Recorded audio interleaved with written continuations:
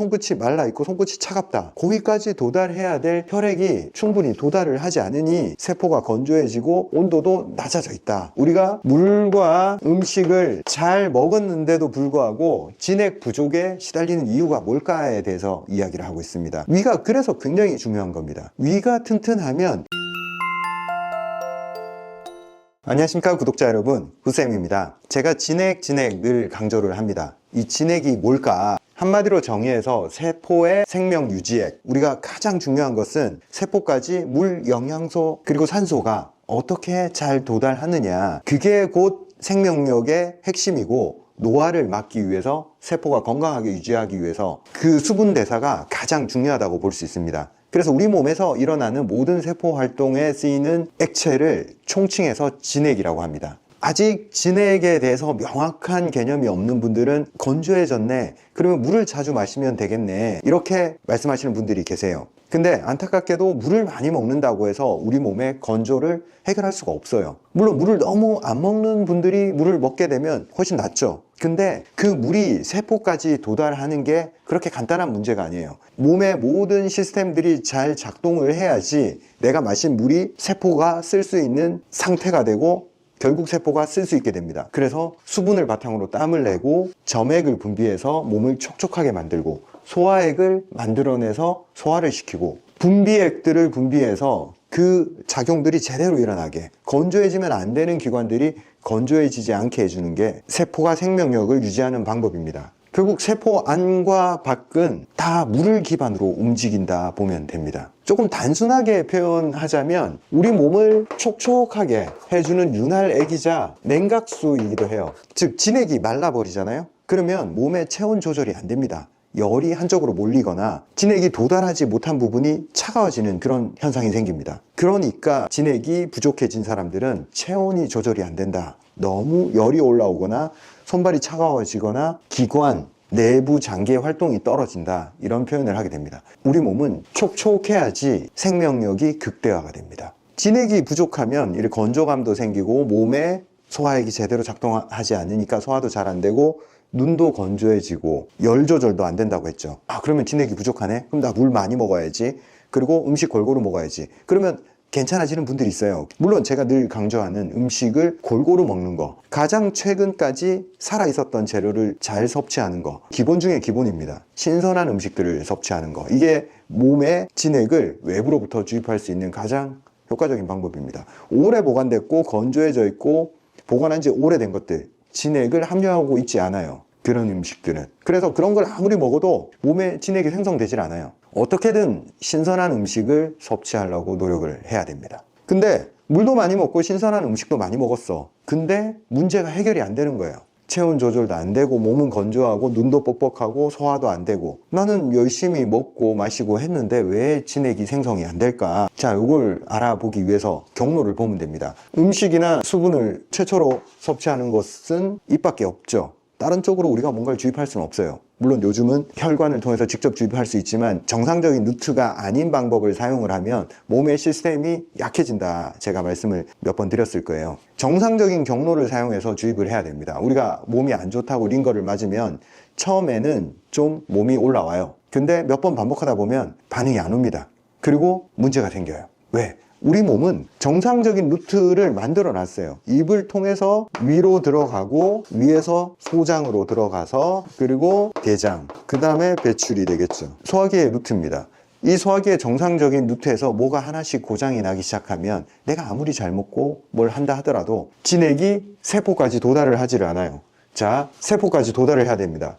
이 과정에서 흡수하는 장기는 소장입니다. 소장에서 영양분, 수분, 비타민 모든 걸 흡수를 합니다. 그래서 소장이 혈관을 통해서 세포까지 도달을 시켜주면 문제가 다 해결된 것 같죠. 근데 위에서 정상적인 소화를 잘 해내지 못하면 소장에 좋은 영양소를 토스를 못 해줘요. 아무리 좋은 걸 먹어도 위가 준비를 시켜야지 소장이 흡수할 수 있는 작은 분자 단위의 조각으로 나눠집니다. 근데 위가 운동 능력이 약하고 소화액이 약하단 말이에요. 그러면 소장은 흡수하지 않아요, 그거를. 왜? 흡수할 만한 사이즈가 아닌 거예요.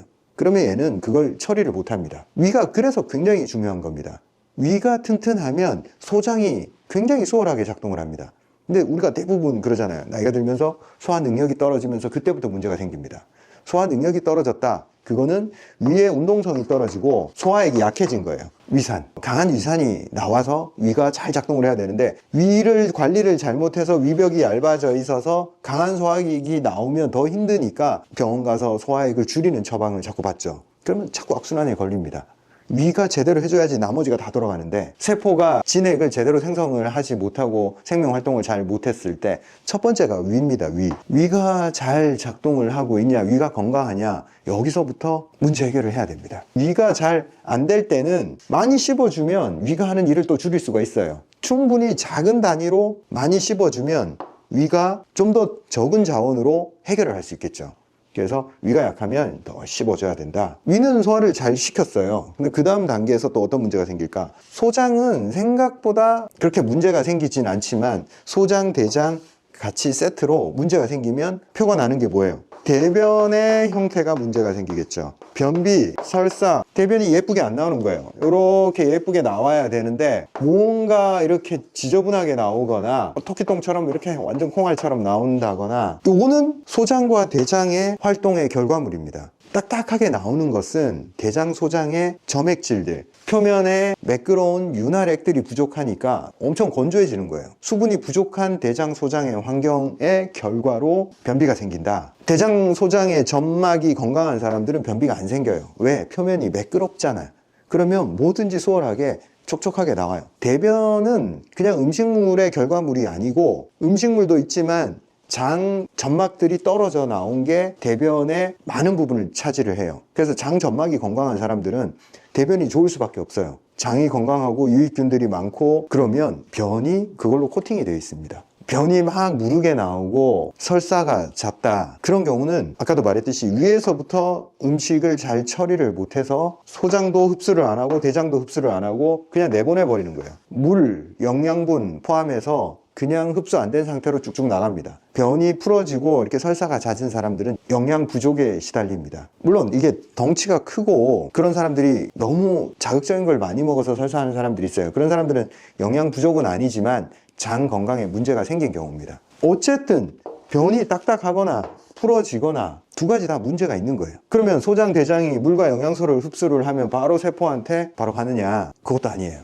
지금 무슨 얘기를 하고 있냐면 우리가 물과 음식을 잘 먹었는데도 불구하고 진액 부족에 시달리는 이유가 뭘까에 대해서 이야기를 하고 있습니다. 자, 원래 위장, 소장 이런 소화기가 문제가 생기면 심혈관계도 같이 문제가 생겨요. 세트로 다 움직이기 때문에. 근데 가정을 했을 때 소화기가 멀쩡했어. 그러면 소장에서 흡수를 잘해서 세포로 주면 이제 모든 시스템에서 끝났냐? 그게 아니죠. 소장에서 흡수하면 가장 먼저 가는 게 간에서 영양분을 저장하고 합성을 해요. 그러고 난 다음에 혈류로 보내줘서 심장을 타고 혈관을 따라 움직이게 하죠. 그래서 세포로 도달을 하는 거예요. 소화기가 만약 멀쩡했다. 근데 혈류순환기에 들어갔을 때 어떤 문제가 생기냐? 심장이 약하고 활동을 안 하니까 소장이 아무리 잘 보내줘도 수압이 약해요. 혈관을 통해서 저기까지 도달을 못 시키는 거예요. 심장, 근육 이런 모든 것들의 협력으로 인해서 혈액은 압력으로 인해서 몸 곳곳까지 손톱 발톱 끝까지 도달해야지 손톱 발톱이 건강하고 촉촉하잖아요.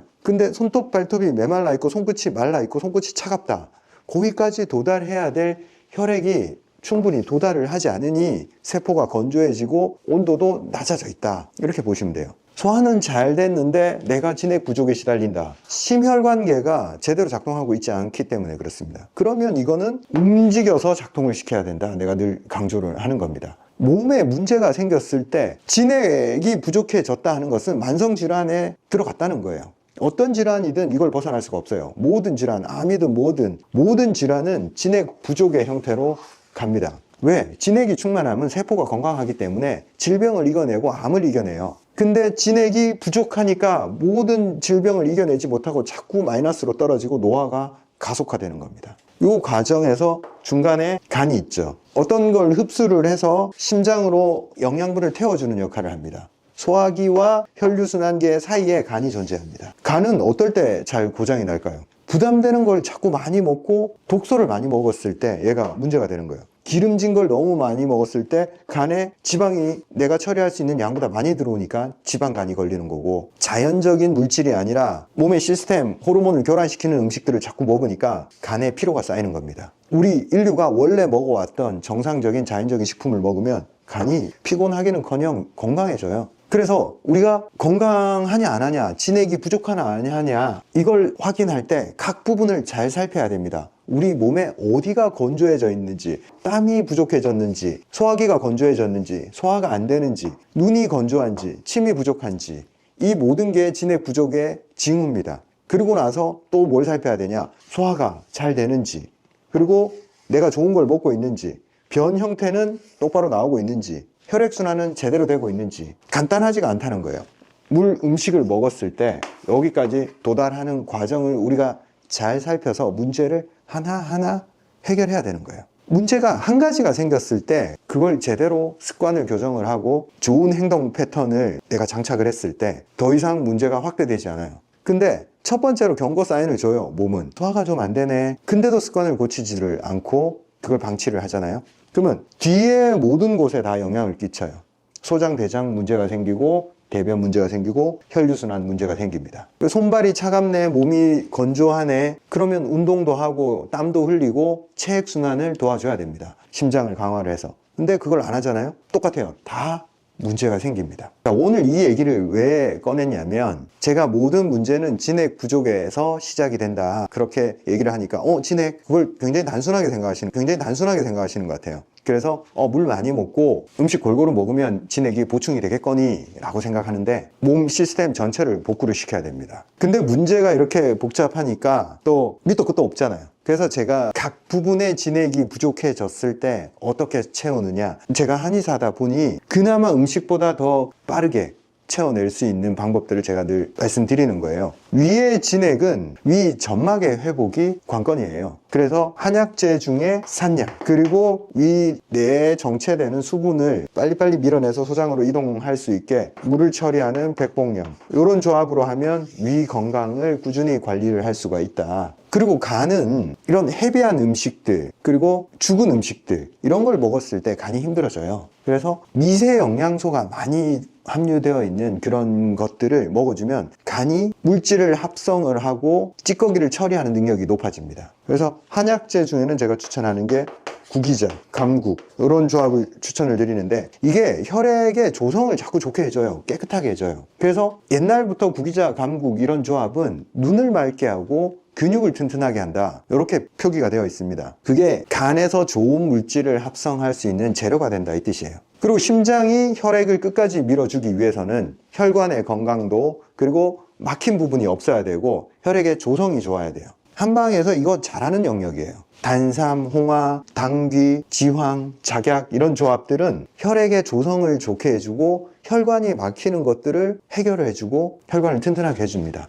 그래서 이런 약재들을 보혈제라고 하는 거예요. 그리고 여기서 얘기를 안 했는데 폐 활동이 아주 중요해요. 그리고 진액 차원에서 호흡기가 제대로 작동을 해야지 혈중의 산소 농도가 좋아지고 혈액 내에 산소와 이산화탄소 교환이 빨라집니다. 그래서 호흡기의 건강이 몸에 굉장히 영향을 크게 줍니다. 지금 수분과 음식의 이동에 대해서 얘기를 했지만, 결국 그걸 세포가 대사 활동을 할 때 물과 포도당을 이용을 해서 에너지 대사를 하기 위해서는 반드시 산소가 필요하잖아요. 그래서 세포 활동에 있어서 한 축이 호흡기다. 근데 호흡기 역시 잘 작동하기 위해서는 진액이 충만해야 됩니다. 호흡기가 촉촉하고 건조하지 않아야 돼요.